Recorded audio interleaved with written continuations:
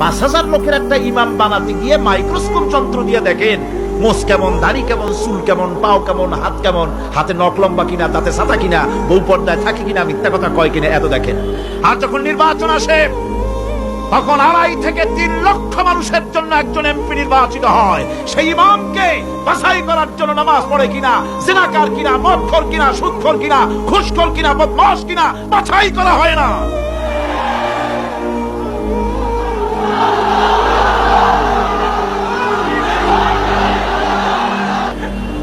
নামাজ আমাদেরকে এটা শিখায় ইমাম কেমনে বানাইতে হবে। কোন সুবহানাল্লাহ। নামাজ ঐক্য শিখায়, নামাজ ভ্রাতৃত্ব শিখায়, নামাজ পারস্পরিক মহব্বত শিখায়, নামাজ নেতা কেমন হওয়া উচিত, নেতা নির্বাচন শিখায়।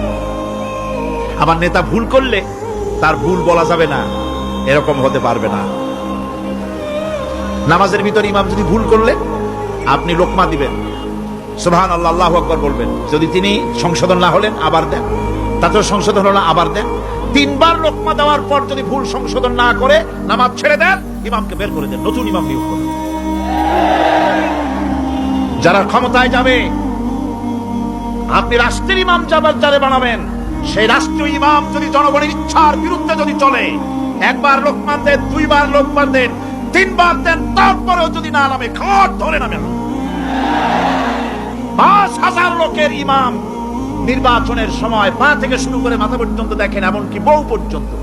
বৌমনি আনিয়ে দেখেন না, পর্দায় থাকে কিনা এইটা আপনারা দেখেন, ঠিক কিনা? এ খবরটা নেন।